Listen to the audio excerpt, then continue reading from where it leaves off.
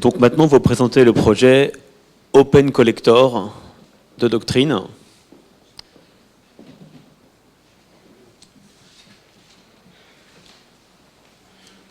Bonsoir.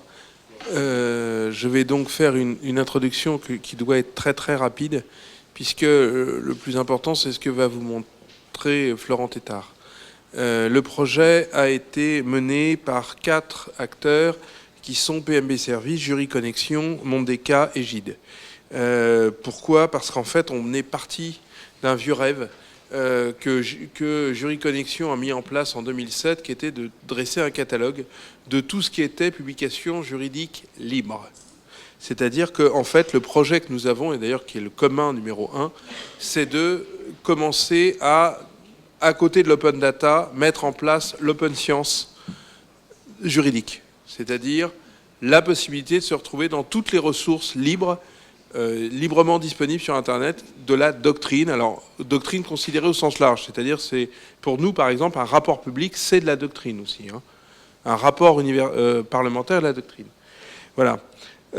L'idée, c'était d'aider les revues juridiques libres, de s'interconnecter avec les droits et d'être capable, donc, de faire des recherches mieux qu'avec Google ou l'exologie. Pour les gens qui connaîtraient éventuellement pas l'exologie, on leur expliquera plus tard ce que c'est.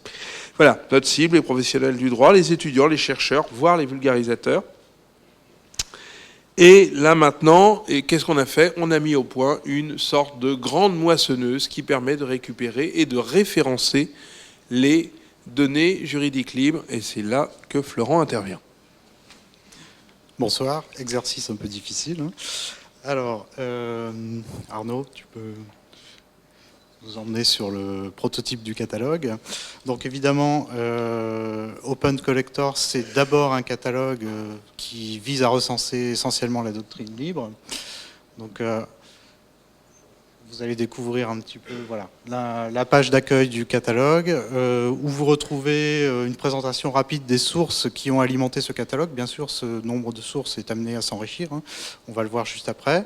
Et puis en dessous, un petit carrousel des dernières choses qui ont été moissonnées dans le catalogue.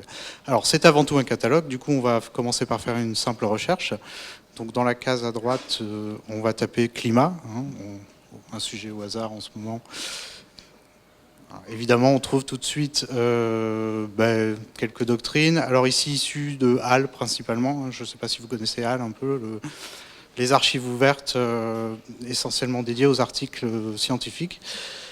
Évidemment, HAL est une source du catalogue, donc librement moissonnable. Hein.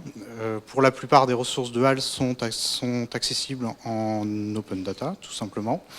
Et évidemment, la deuxième chose à faire pour constituer ce catalogue, c'est de trouver des sources, justement, de doctrine libre. Donc c'est le deuxième aspect, constituer un annuaire des sources qui vont permettre d'alimenter ce catalogue. Donc ça, on a commencé à en recenser quelques-unes. Donc tu peux aller dans le menu sources qui est sur la page d'accueil, enfin oui, qui est là présent tout le temps. Donc voilà, donc on a commencé à faire un certain nombre de recensements. Alors évidemment, c'est toujours pareil, ces sources potentielles vont s'enrichir. L'idée étant que ensuite on aille discuter avec les différentes personnes qui publient, hein, donc par exemple le monde du droit, Cairn a déjà un protocole, le village de la justice, pour voir comment intégrer en lot toutes ces données en utilisant un des formats normalisés, donc en s'appuyant sur un des communs, bien sûr, hein, notamment le commun numéro 3, qui va définir les ontologies du droit. Et puis pour les personnes qui publient de la doctrine libre et qui, évidemment, n'ont pas forcément un journal dans lequel publier, hein, donc ça peut être le cas de cabinets d'avocats ou de personnes toutes seules, et bien l'idée, c'est de proposer un catalogage dans l'outil directement. Donc l'outil serve de réceptacle en fait pour ces articles qui pour l'instant sont un peu dans la nature sur Internet et qu'on a du mal à trouver. Donc on a fait une entrée contribuée. Donc c'est un prototype d'un formulaire de contribution qui sera amené à évoluer bien sûr. Donc là on va prendre par exemple un article qui est dans le monde du droit, voilà, que tu as là. Donc si tu peux copier l'URL simplement, on va faire ajouter une ressource. Donc on se contente de coller l'adresse de l'article, si ça veut bien fonctionner. Ne gâche pas mon clou de spectacle, s'il te plaît. CTRL-C, CTRL-V. Mais il est développeur, hein, je précise quand même. Voilà. Une tabulation, tout simplement.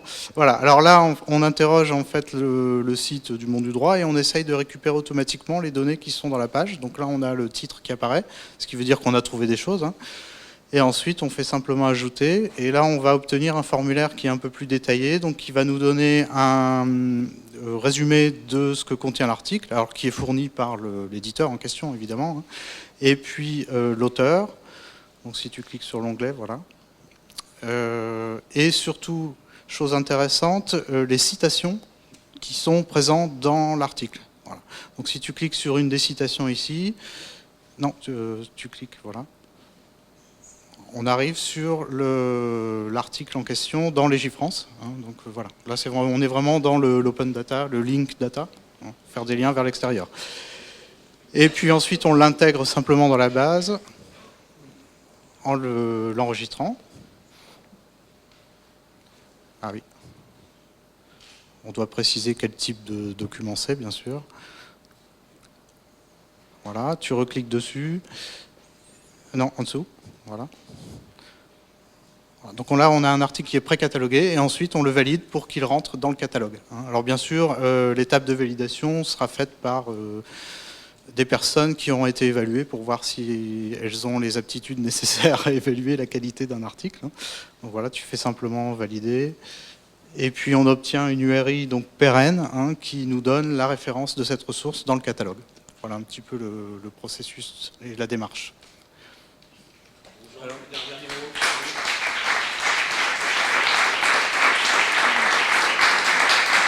deux petites choses. Ce qui est remarquable, c'est qu'ils ont développé ça en très très peu de temps. Et que c'est déjà assez impressionnant. On va le présenter. La suite, c'est qu'on va le présenter courant janvier dans un lieu emblématique. Alors on rêve un petit peu à la bibliothèque Cujas. On voudrait le présenter, ou éventuellement l'école des bibliothécaires et documentalistes, on voudrait le présenter à un certain nombre de revues juridiques libres qu'on va inviter à venir apporter leur notice et nous on les saisira avec eux et leur expliquera comment ça marche. Voilà.